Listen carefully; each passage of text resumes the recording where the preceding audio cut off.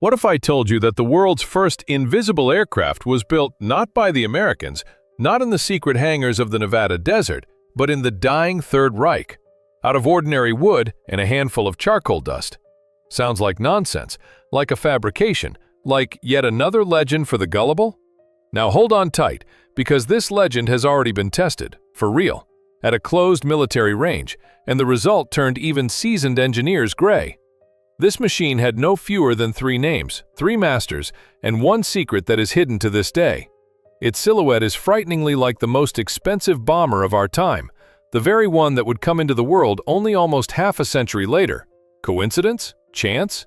Or did someone very much not want us to learn the truth too soon? And here is the most chilling part. Had even a few more of these machines been built in time, the British defense would have been left not with 19 minutes for salvation, but with only 8. 8 minutes until catastrophe. Do you understand what that meant for an entire island? The brilliant calculation of 2 obsessed designers who peered 40 years into the future. Or an incredible, almost mystical accident. Historians argue themselves hoarse and cannot place the final period to this day. But today we will lay it all out piece by piece: Göring's money, the captured factory, the sole surviving example, and that very experiment which overturned our notion of war in the air. This machine was not born of inspiration, it was born of an order, a harsh, brazen, almost impossible order from a man accustomed to having German industry obey his whims at the snap of his fingers. Reichsmarschall Hermann Göring, the second man in the Third Reich and absolute master of the Luftwaffe, threw the designers a challenge that entered history under a short and cutting name: 3 times 1,000. What did it mean in practice? 3 numbers, and each one struck at the pride of the engineers. 1,000 kilograms of bombs aboard, 1,000 kilometers of range, and 1,000 kilometers per hour of speed, all at once, in a single machine. And not someday, but immediately, while the war had not yet devoured the Reich whole. This relates to the very heart of a demand that in the 1940s bordered on fantasy. Not a single production bomber of that era came anywhere near such figures. Piston engines squeezed out their last, but the ceiling of speed slammed into the laws of physics. Göring, however, demanded not improvement, he demanded a leap across the abyss. The formula sounded like a slogan, like the beat of a drum, like a short command impossible to forget. 1,000, 1,000. 1,000. It was repeated in the ministry offices, spoken at meetings, hammered into the heads of designers like a verdict. Whoever solved the task would receive money, glory, and the favor of Göring himself. Whoever failed would step aside, into the shadows, into oblivion. This relates to the atmosphere in which the project was born. The Reich was suffocating. Allied aviation was pounding German cities flat. Factories were going underground. Fuel was running short, and on the fronts every line was cracking at once. And at that very moment, the Luftwaffe leadership suddenly demanded a wonder weapon, one able to reach the enemy faster than he could react. The calculation was cold and cynical. A bomber moving at 1,000 kilometers per hour would slip through interception zones before enemy fighters could even climb into the air. A range of 1,000 kilometers opened up targets that ordinary aviation simply could not reach. And a ton of bombs turned such a raid from a symbolic prick into a genuine blow. This relates to the logic of a predator driven into a corner. The worse things went at the front, the more insane the requests became. Göring was not merely looking for a new aircraft, he was looking for a trump card capable of overturning the board on which the Reich was already losing the game. And the formula, 3 times 1,000, became precisely that trump card. Desperate, audacious, on the very edge of common sense. Most design bureaus simply threw up their hands. The task seemed a mockery, a jeer at the real capabilities of German industry. Piston aviation had exhausted itself, jet aviation was only taking its first steps, and the Reich had no time left for experiments. And yet 2 men were found who heard in that order not a verdict, but a chance. There were 2 of them, and they were obsessed. Walter and Reimar Horten, 2 brothers who decided as boys that everything on an aircraft was excess. The excess fuselage, the excess tail, the excess struts and bracing wires. In their conviction, the perfect flying machine had to be one solid wing and nothing more. No body, no tail surfaces, only a lifting surface cutting through the air. This idea did not come to them in ministry offices, but in the skies over the Germany of the 20s and 30s. Back then, after the defeat in the First World War, the Germans were forbidden to build a powerful combat air force, and the whole country threw itself into gliding. Engineless craft fell outside the bands of the Versailles Treaty, and it was on gliders that an entire generation of future designers and pilots grew up. The Horten brothers found themselves at the very heart of that movement. This relates to a paradox few care to recall. The restrictions imposed by the Victors did not strangle German aviation. They drove it into gliding, and thereby forged engineers of a new kind. The Hortens built glider after glider, and each one looked more and more like a pure wing stripped of everything superfluous. They called their design the Nurflügel, literally, wing only. Already in the 30s, they sent a whole series of such craft into the air. Each of them proved one and the same thing. A wing without fuselage and tail flies better, farther, more efficiently.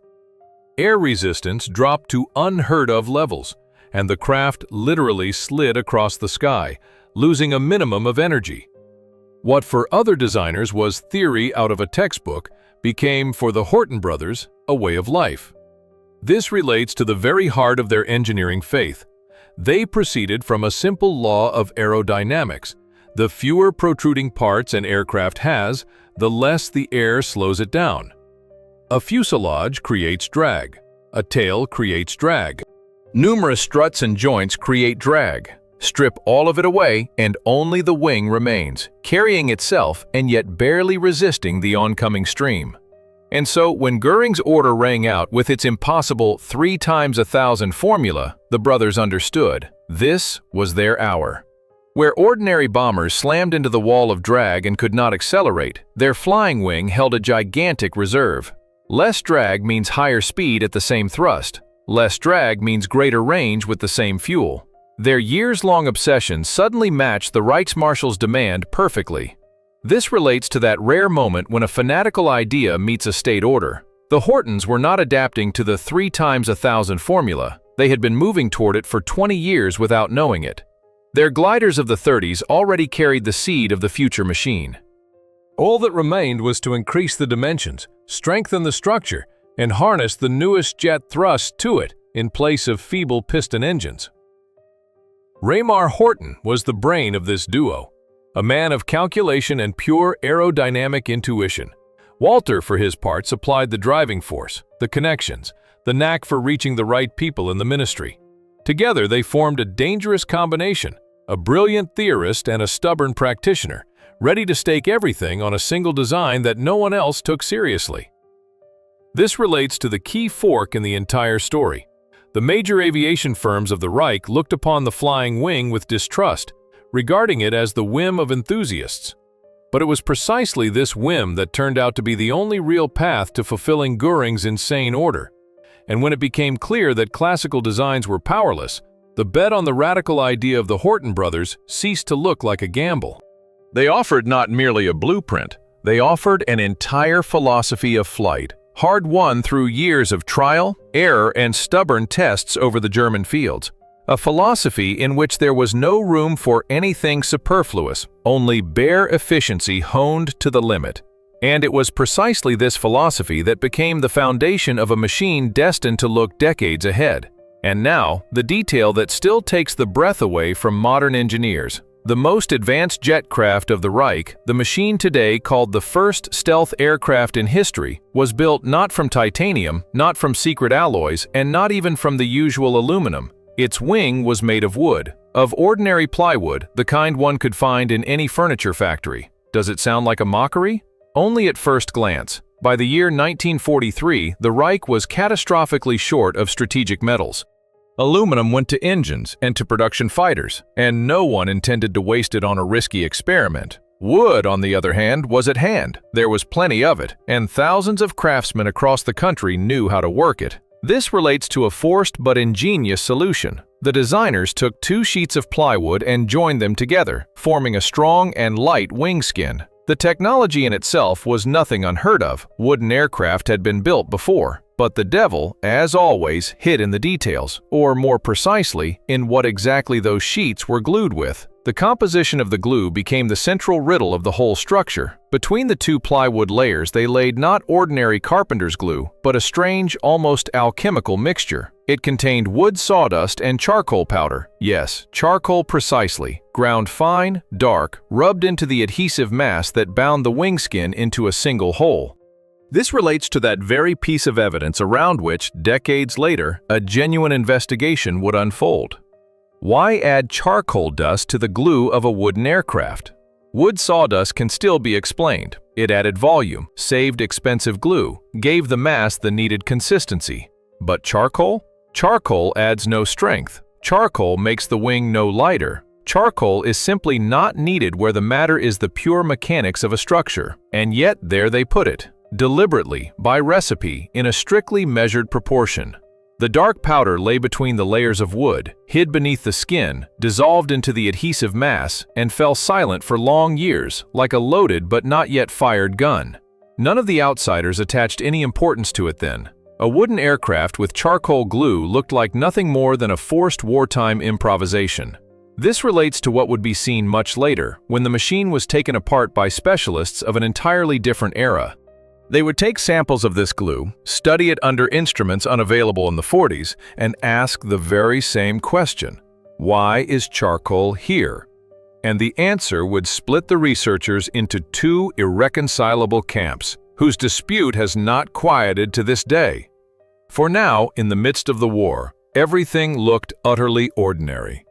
The craftsmen cut the plywood, mixed the glue with sawdust and charcoal dust, pressed the layers into a single skin. No loud words about invisibility, no talk of radar. Only the workshop, the smell of wood, and the dark mass with which the future of world aviation was being glued together. This relates to the treacherous nature of solutions that truly run ahead of their time.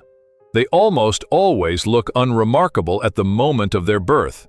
The charcoal powder in the glue of a wooden wing drew no attention, appeared in no loud reports, was presented as no breakthrough.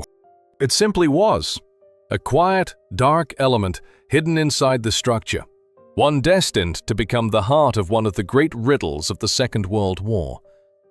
And the longer one peers at this recipe, the harder it becomes to believe in mere coincidence. 2 sheets of plywood, sawdust, charcoal, and glue. A set that, on closer inspection, turns out to be far more deliberate than it seems at first glance. But to understand what exactly lay hidden behind this mixture, the world would have to wait long decades more. An idea is worth nothing until money stands behind it, and in the year 1943, very large money stood behind the Horten brothers' flying wing. Hermann Göring himself, a man unaccustomed to scattering the Reich's treasury in vain, allocated 500,000 Reichsmarks to the project. A colossal sum for those times, a whole fortune, capable of feeding and arming more than a dozen ordinary projects. This money was intended for the construction and testing of several prototypes of the jet wing. Göring was betting on the audacious design that the major firms did not believe in, and betting seriously. The Reichsmarshal's signature beneath the funding meant one thing: the project had crossed from the category of bold fantasy into the category of state priority.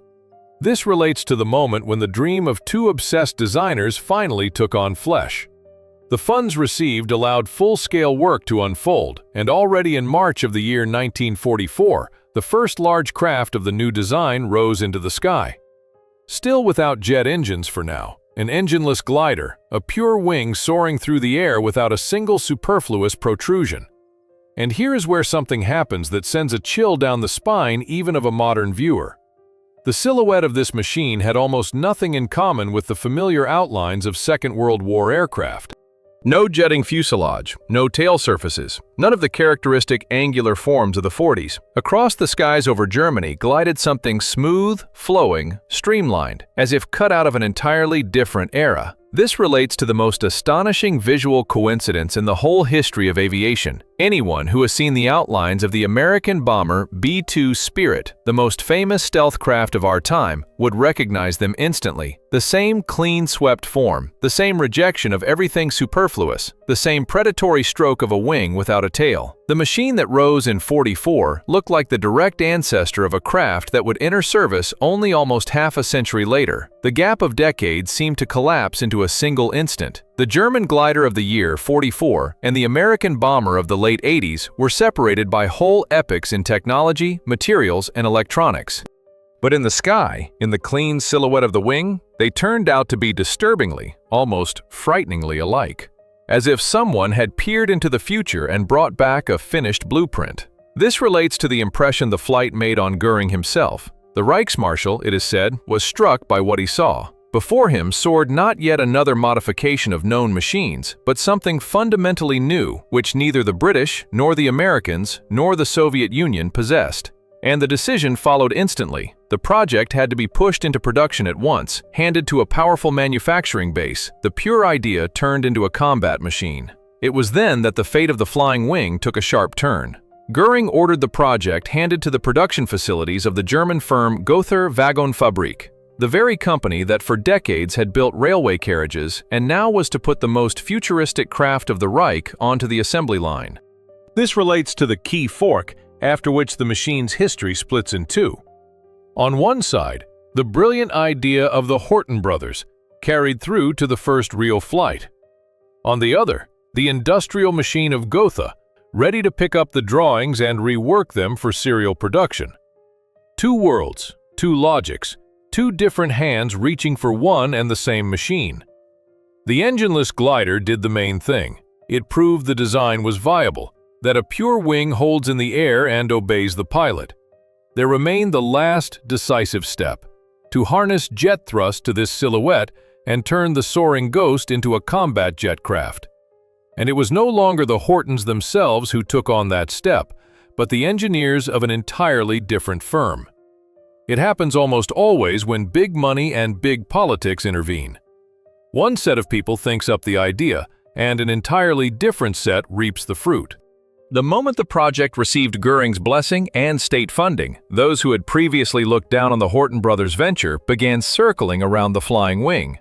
The firm Gotha Wagenfabrik, a master of serial production, received the drawings and set to work with the sweep of an industrial giant. The Gotha engineers did not blindly copy the Hortens' groundwork. They began recutting the design to fit their own notions of a production machine, introducing one modification after another. They reinforced joints, changed individual solutions, adapted the craft to the realities of the factory assembly line. The pure, almost jeweler's idea of the brothers gradually grew an industrial flesh. This relates to the birth of that very version which entered history as the first jet-powered example. From the reworked drawings grew the Model H9, the second variant, a machine now carrying jet engines in place of the glider's engineless void.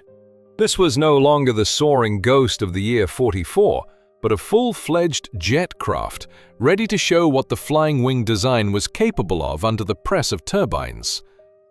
The decisive day came on the 2nd of February 1945. It was then that the jet version tore from the ground for the first time and rose into the air. Beneath the skin of wood and charcoal glue, turbines roared, thrusting forward a silhouette that ran ahead of its time by decades. The machine today, called the first stealth aircraft in history, at last flew as it had been conceived, on jet thrust. This relates to the bitter irony soaked through this whole story. At the very moment when the Horten brothers' creation first took off on jet engines, the creators themselves had already been pushed away from the project. Their idea was picked up, reworked, and put into production by other hands, while the authors' names slid into the background.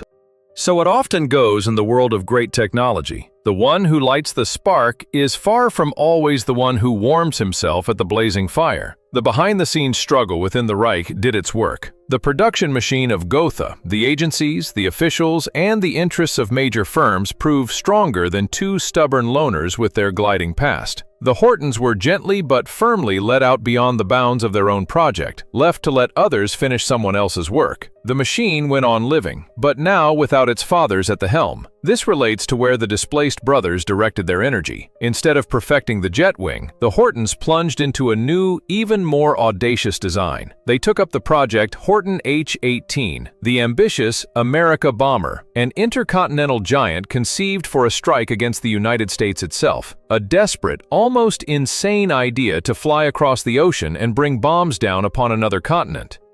In this leap across the Atlantic, there was something of the gesture of the doomed. The Reich was already bursting at every seam, the fronts contracting, the cities lying in ruins, and yet the designers were still drafting a machine able to reach New York. The America bomber remained on paper and in mock-ups, a fantastic monument to engineering stubbornness that no longer had any chance of being embodied in metal. This relates to the final split at the flying wing's fate into two branches. One branch, Gotha's jet machine, which actually rose into the sky in February of '45 and went on developing. The other branch, the Hortens' own unrealizable dream of a transatlantic bomber, which dragged them away from their main creation. Creators and creation parted ways at the most dramatic moment, and while the brothers dreamed of a leap across the ocean, their jet wing already lived a life of its own at the factory in Thuringia. The machine was gaining maturity, undergoing tests, preparing to become a combat weapon of the dying Reich, until the day when its fate would be decided not by German engineers, but by the tracks of American tanks. Only a handful of weeks remained. By the spring of '45, the Reich was no longer waging war, it was fighting off blows. Every day of the war was a day of agony, and in that agony the German command clutched at any weapon capable of somehow turning the tide of events. It was then that the jet-flying wing received the highest priority a combat machine could possibly count on in a dying state. On the 12th of March 1945, the craft was officially included in the so-called Emergency Fighter Program. This was an urgent list of machines on which the Reich placed its last bet in the air war. To make this list meant one thing: resources, materials, and people would be thrown at the project first of all, taken away from everything else. This relates to the very meaning of that desperate step. The Germans understood perfectly that time was working against them, and they tried to push the Wonder Wing into production before the front collapsed. Engineers toiled to exhaustion on the next version of the prototype, the third variant. This machine was to be even more perfected than the previous one, even closer to a full-fledged combat model. But history had already started the countdown, and no one could stop it. While the third prototype was being assembled in the workshops, an unstoppable wave of Allied armies rolled in from the west. The front lines were collapsing one after another, and the distance to the factory where the future of aviation was being born was no longer hundreds of kilometers, but a mere few marches of tank columns. This relates to the cruel contrast between dream and reality. On the drafting boards and in the assembly shops, a machine of tomorrow was being forged, while beyond the factory walls, a regime was living out its last weeks, a regime that had no tomorrow at all. The engineers hurried, mounted assemblies, prepared the craft for new tests, but they were losing the race against time with every hour. The denouement came on the 14th of April 1945. On that day, units of the 7th Corps of the 3rd Army of the United States entered the Gotha factory in the town of Friedrichsroda. American soldiers crossed the threshold of the shops where the unfinished flying wing stood, and the history of the German stealth project broke off at its very peak. This relates to the staggering state in which the Americans found the machine. The third prototype never managed to rise into the air in its final form. It remained standing on the ground, almost finished, almost completed, almost combat-ready. Between almost and in time lay a chasm of just a few weeks, which fate no longer granted the Reich. The captured craft, drawings, assemblies, and groundwork immediately fell into the Allies' field of view. What the Horten brothers and the Gotha engineers had struggled over for several years suddenly found itself in the hands of a power that had the resources, the time, and the desire to take apart the trophy down to the last screw. The German wing ceased to be German.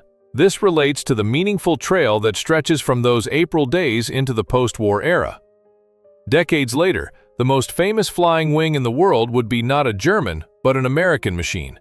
That very bomber whose silhouette so disturbingly recalls the prototype of the year 45. Whether this is coincidence or not, the debates go on to this day. And then, in the spring of 45, everything ended in a plain and swift manner. The shops fell still, the turbines cooled, the unfinished wings froze in the half-light of the factory buildings. The machine that was supposed to change the air war never fired its shot. Its time broke off exactly a few weeks before it could have spoken its word in the sky. And now, forget about the year 45. Leap straight ahead 6 decades, to the year 2008, to the United States, into one of the most closed defense corporations on the planet. It was here that the German flying wing received a second birth. Not on the battlefield, but in a laboratory, under the aim of radars and the most precise instruments of the 21st century. The engineers of the Northrop-Grumman company took on the task, the very giant that built for the American Army its famous invisible bomber. People who had spent their whole lives on stealth technology suddenly turned their gaze to a trophy from the dying Reich.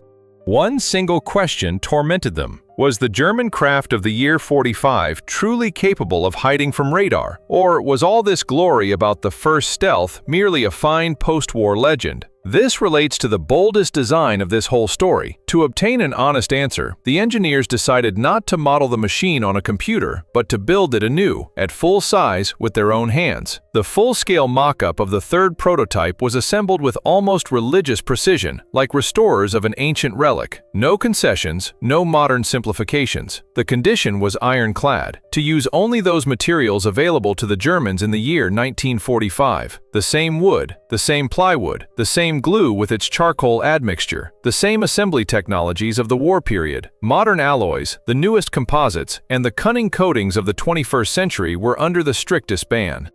The engineers deliberately drove themselves into the confines of the dying Reich in order to recreate the machine as it actually was.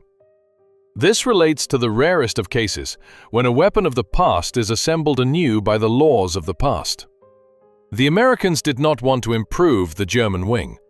They wanted to see it as it truly was, without embellishment or correction for modernity. Only thus could they understand what exactly lay hidden in that wooden structure with the dark powder in its glue. In parallel with building the mock-up, the engineers turned to the chief witness, the sole surviving original. Only one example of the German wing has lasted to our day, that very third prototype captured at the factory in April of 45. All the other machines of this series perished in the fire of the war, and it alone remained among the living. This relates to the motif of the sole survivor, which lends the whole story a special sharpness. The priceless trophy is kept in the United States at the Paul Garber Restoration and Storage Facility in the town of Suitland in the state of Maryland. There, beneath the roof of a museum depository, lies a mute fragment of an unfulfilled German dream, the last and only representative of its kind. The Northrop-Grumman engineers obtained access to this rarity and studied it literally centimeter by centimeter. They peered into the structure of the skin, into the joints of the plywood sheets, into the composition of that very mysterious glue that had given researchers no peace for decades. The surviving original became for them a sample, a standard, and a mute defendant in the trial to come. This relates to the very heart of the experiment they had undertaken. On one side, an exact copy, built by the recipes of the year 45. On the other, the genuine machine, passed through war and decades of oblivion. Having both in hand, the engineers gained the unique chance to test the old legend by the harshest of all means, a real radar trial. For more than 60 years, the German wing had been considered now a brilliant breakthrough, now an accidental curiosity. Now, within the walls of an American corporation, this dispute was at last to be settled not with words, but with instruments. The machine, born under the thunder of the falling Reich, was being prepared for an encounter with radars its creators would never see. And so the moment of truth arrived. The finished mock-up, assembled by the recipes of the year 45, was hauled to a closed testing range at a place called Tejon in the state of California. There, far from prying eyes, the machine was rolled out beneath the beams of radar, those very instruments from which the German wing was supposedly meant to hide. The legend was at last to be tested for strength in the cold language of technology. The testers approached the matter with the utmost rigor. They tuned the radar stations to precisely those frequencies on which the British early warning services had operated at the end of the war. No modern apparatus capable of distorting the result, no concessions to the copy. The machine of the year 45 was tested with the weapon of the year 45, so that the answer would come out honest to the very end. This relates to the very principle of the experiment, which excluded any rigging. Had the German wing been tested with the modern radars of the 21st century, the result would have meant precisely nothing. But against it were set those very waves that once guarded the sky over Britain. Only thus could one understand what the English operators would have seen had this machine appeared in their sky in the spring of 45. And the radars spoke. It turned out that the unusual design did indeed throw them off, blurring the clear mark of the target. The words of the chief expert rang out like a verdict upon the long-standing dispute. By the assessment of the Northrop-Grumman specialist Tom de Brenz, this design gave, as he put it, a reduction in radar detection range of nearly 20% compared with an ordinary fighter of that era. This relates to a figure behind which lies far more than a dry percentage.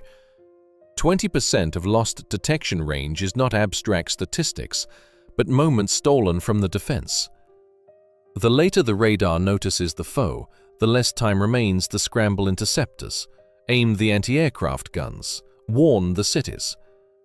Each percent recovered turned into precious seconds taken from the defenders of the sky.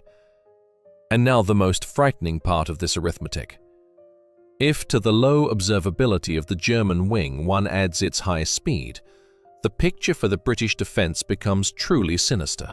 The calculation showed, after the radars had finally picked up such a machine, the Royal Air Force would have had no more than 8 minutes for any reaction at all before it reached the shores of England.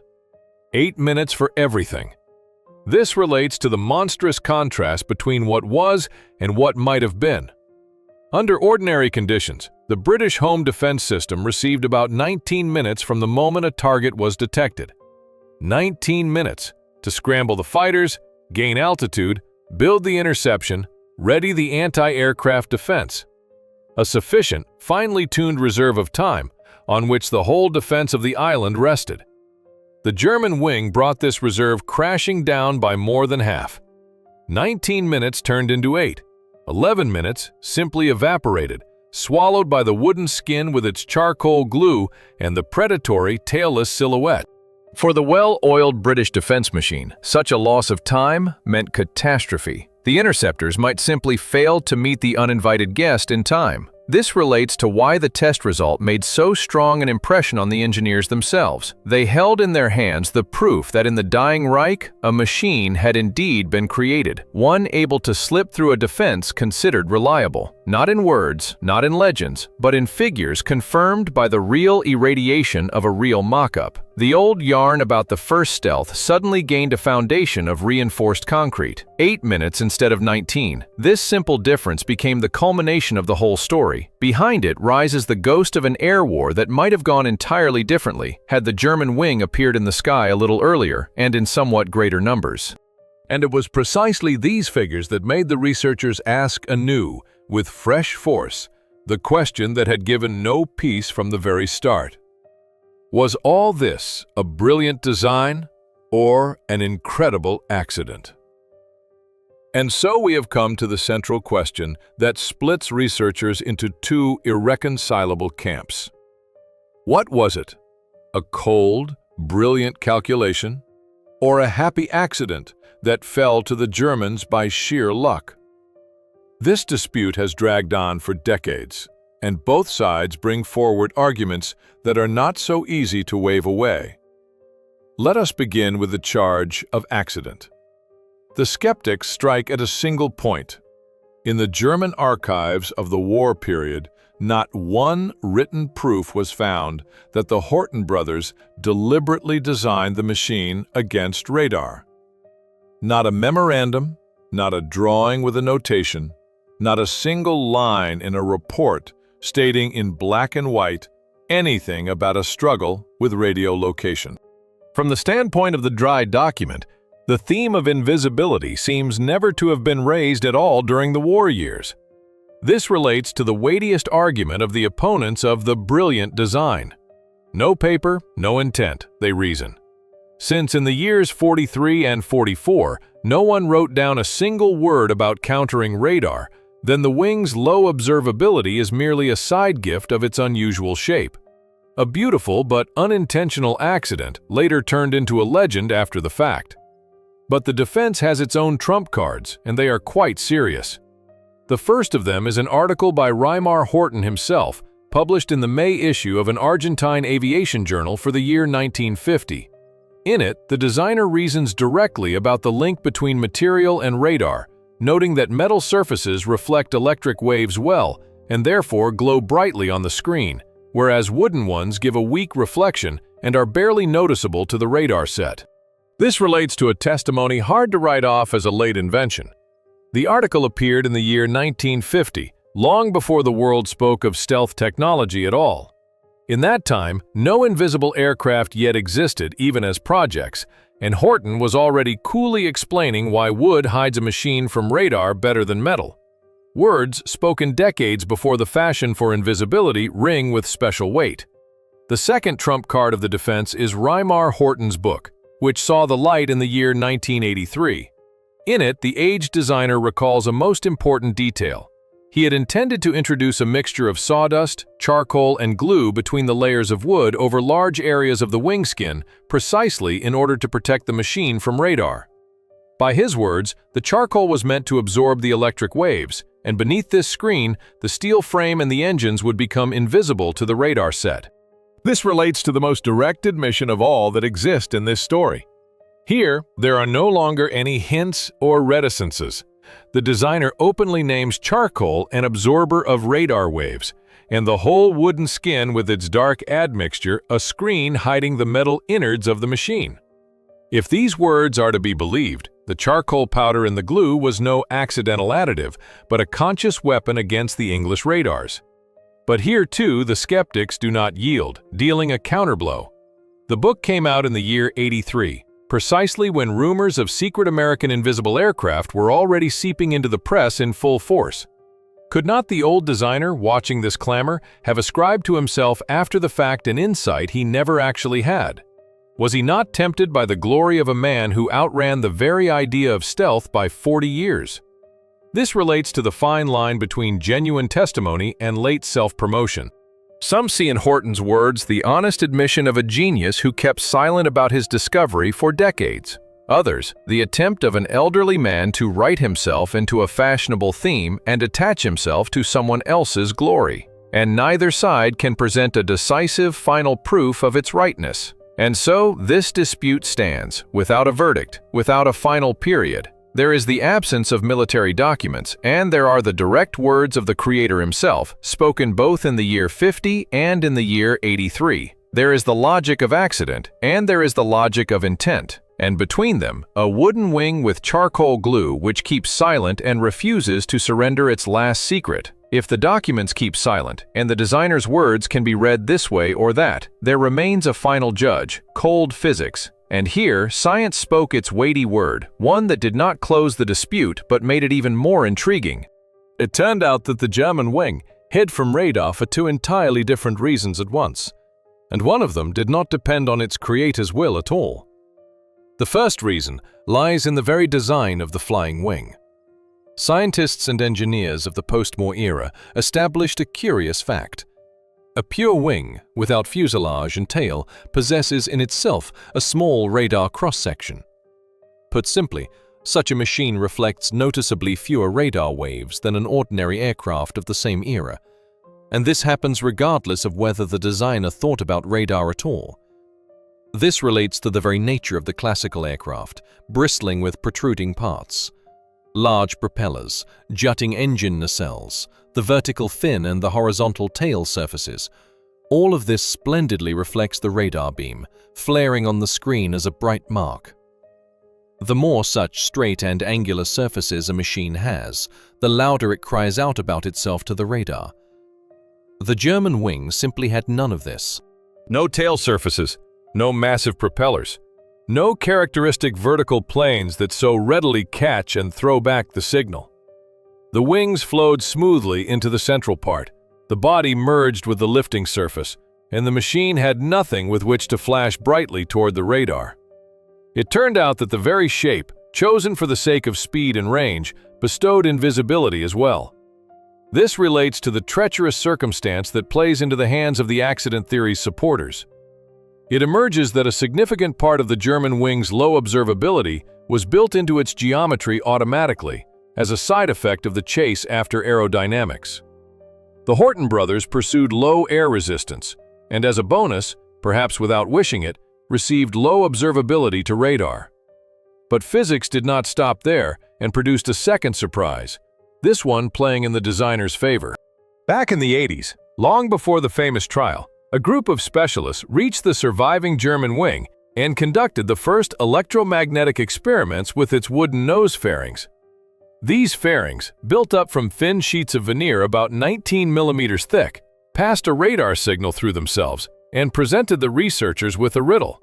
The signal that passed through the wooden fairing weakened noticeably, as though something within the material were quenching its energy. The conclusion suggested itself. A certain conducting component was indeed hidden in the glue. That very dark charcoal powder, rubbed into the adhesive mass, behaved precisely as an absorber of radar waves ought to behave.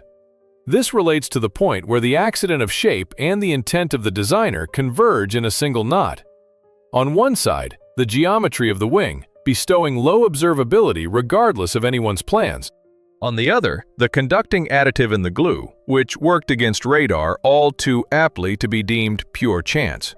Two reasons, two mechanisms, and both lead to one and the same result. And here, science, having seemingly placed all the dots, in fact only deepened the mystery. Yes, the shape of the wing hid it automatically. Yes, the charcoal in the glue weakened the signal in reality, not merely in words. But who will say for certain whether this combination was born of the cold calculation of a genius, or of a happy concurrence of circumstances that only after the fact looks like a design? And so this machine remained, standing on the edge of two eras and two explanations. Too perfect for accident, too poorly documented for a confident verdict. The wooden wing from the dying Reich outran its time by decades, and did so in such a way that we still cannot say with full certainty whether it was a brilliant weapon or a brilliant accident. Such is the trail left behind by a machine born under the thunder of the falling Reich. A wooden wing with charcoal glue, a tailless silhouette, 8 minutes instead of 19, and a dispute that has not quieted to this day. A brilliant weapon or a brilliant accident? Historians, engineers, and experts still cannot place the final period on this case. And what do you think? Was this the cold calculation of two obsessed designers who peered 40 years into the future? Or a happy accident, granted by an unusual shape and a shortage of metal? Write your opinion in the comments. I am truly curious which side you will land on. If this story drew you in and made you look at the history of aviation in a new way, support the channel in the simplest way of all. Leave a like under this video. That is how you help it break through to other people who love real, unvarnished history of military technology. One thumb of yours weighs more than it seems. Subscribe to the channel if you are not yet with us. Here, time and again, we pull from the archives what was long preferred to be kept unspoken. Forgotten projects, secret developments, the secrets of design bureaus, and the fates of machines that outran their time. Many more stories lie ahead, the kind that send a chill down the spine. And be sure to tap the bell beside the subscribe button. Turn on all notifications so as not to miss the new releases. Otherwise, the next closed page of military aviation may pass you by. And we return to the archive for the next story until we meet again in the sky.